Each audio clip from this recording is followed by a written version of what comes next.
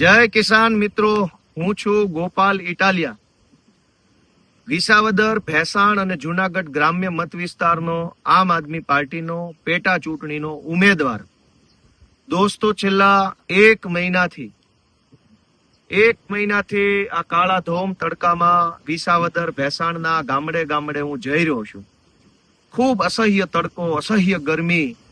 સવારે વહેલા જાગીને ગામડે ગામડે જઈએ, રાતના 1-2 વાગ્યા સુધી મીટિંગો, આગેવાનોને મળવાનું, ખેડૂતોને મળવાનું, મજૂર વર્ગના વ્યક્તિઓને મળવાનું, માલધારીઓને, પશુપાલકોને મળવાનું, બધાને મળી આ પંથકની પીડા શું છે, લોકોની સમસ્યા શું છે, શું કરી શકાય એમ છે, એ જાણવાની કોશિશ કરી રહ્યો છું.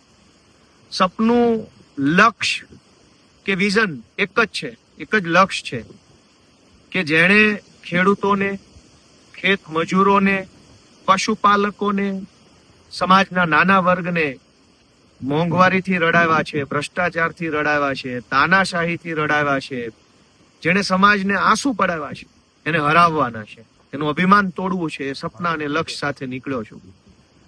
આ રસ્તાની અંદર ઈશ્વર સાથ આપી રહ્યો છે. સમાજ, જનતા, ખેડૂતો, પશુપાલકો, માલધારીઓ, ખેતી મજૂરી કરતા વ્યક્તિઓ સાથ આપી રહ્યા છે. એ વાતની મને ખુશી છે, ગર્વ છે. પણ હું આજે એક વિશેષ વિનંતી કરવા માંગુ છું કે આપણે બધાય ગઠબંધન કેમ ન કરી શકીએ.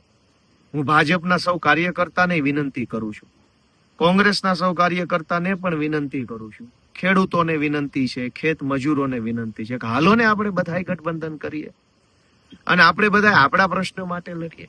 રાજકારણ કરવાની તો 100 તક આવશે, 1000 મોકા આવશે, પણ ખેડૂતનું માથું ઊંચું રાખવાનું, ખેડૂતનો વટ ટકાવી રાખવાનું, ખેડૂતોનું સન્માન ટકાવી રાખવાનો, ખેત મજૂરોનું સન્માન ટકાવી રાખવાનો મોકો ક્યારે મળશે?